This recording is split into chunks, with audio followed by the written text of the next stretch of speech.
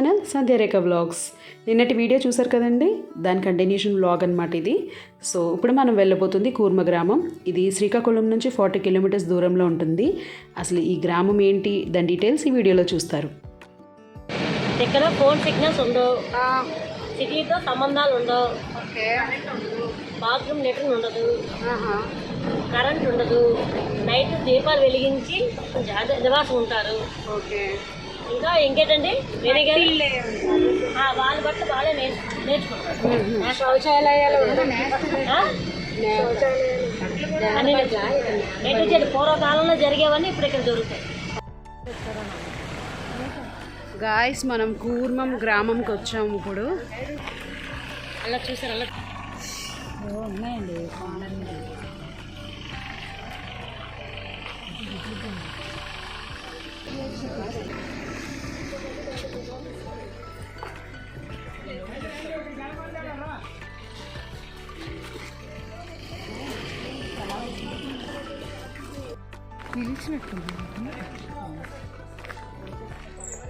Okay.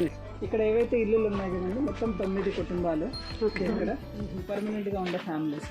అక్కడ చివరిలో 7 కుటుంబాలు ఉన్నాయి. సో మొత్తము 15 ఫ్యామిలీస్ ఇక్కడ జీవిస్తున్నారు. సో ఇది 2018లో స్టార్ట్ అయింది. ప్రస్తుతం మా మందిరం అంతా అలుకుతున్నారు, అందుకని లోపలికి ప్రవేశం లేదు. ఇంకొక 1-2 అవర్స్లో ఓపెన్ చేస్తారు. ఓకే.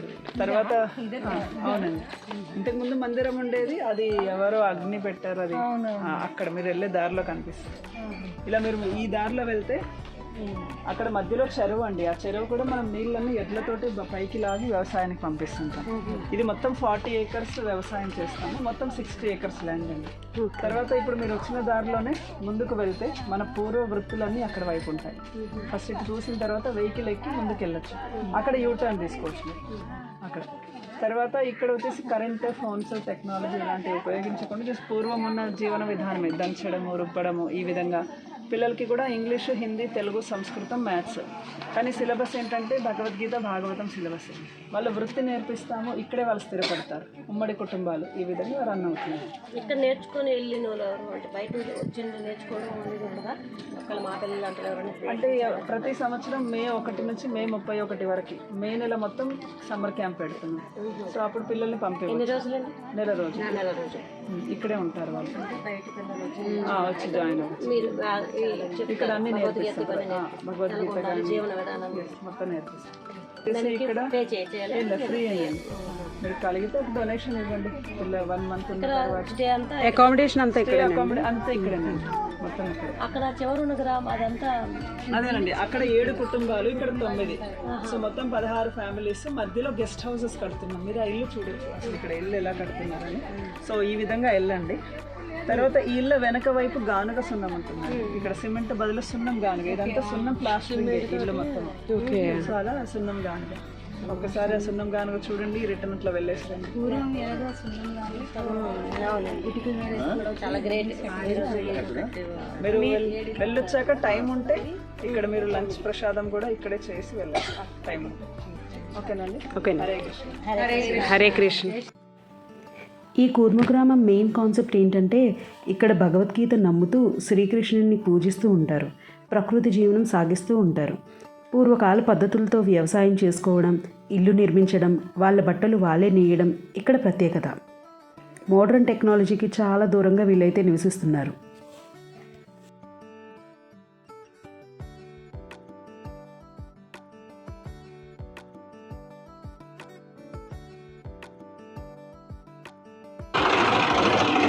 చాలా గ్రేట్. ఇలాగా లైఫ్ ఇలా లీడ్ చేయడం అనేది చాలా చాలా మనలాంటి వాళ్ళం ఏదో కొన్ని రోజులు ఉండి వెళ్ళిపోవడం తప్ప మనం 2 రోజులు ఉండలేము.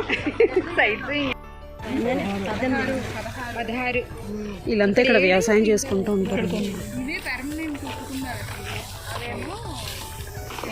గెస్ట్ హౌస్ కడుతున్నారు అక్కడ. మనం ఉందామండి ఇక్కడ. లేకపోతున్నారు ఇప్పుడే.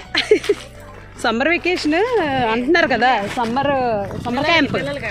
క్యాంప్ ఉందంటున్నారు కాబట్టి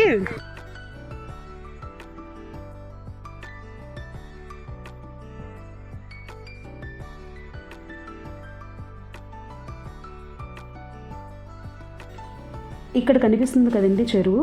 ఈ చెరువులో నీళ్ళని ఎడ్లతో పైకి తీసి వ్యవసాయానికి ఉపయోగిస్తారంట.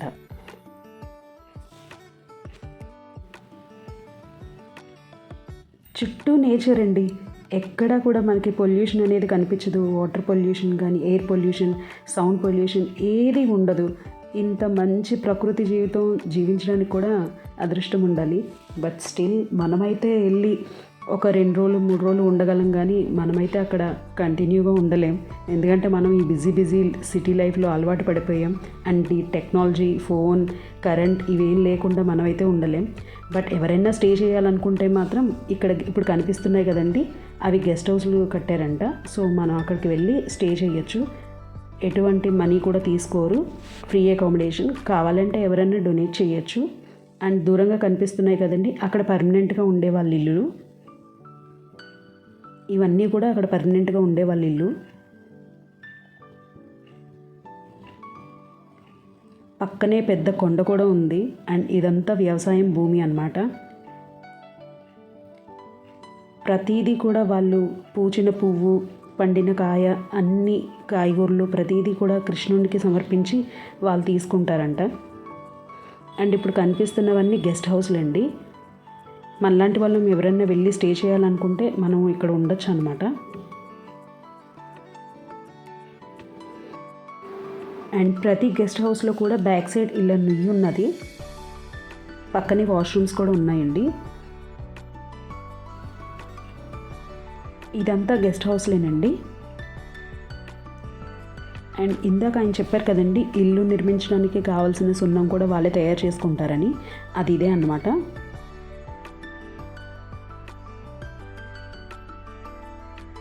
ఈ ఐటమ్స్తోనే వాళ్ళు సున్నాన్ని రెడీ చేస్తారని ఇందాక ఆయన చెప్పారు కదండి, ఇవే ఆ ఐటమ్స్ అన్నీ. ఈ రోజుల్లో కరెంట్ లేకపోతే మనం ఒక 10 minutes కూడా ఉండలేం. బట్ వాళ్ళు కరెంట్ అది లేకుండా ఈ దీపాలతోనే వాళ్ళు జీవనం సాగిస్తున్నారు.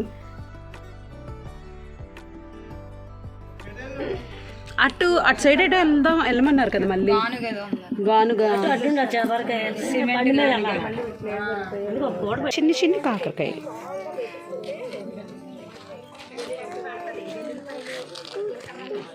ఇక్కడ కూడా ఉన్నాయి.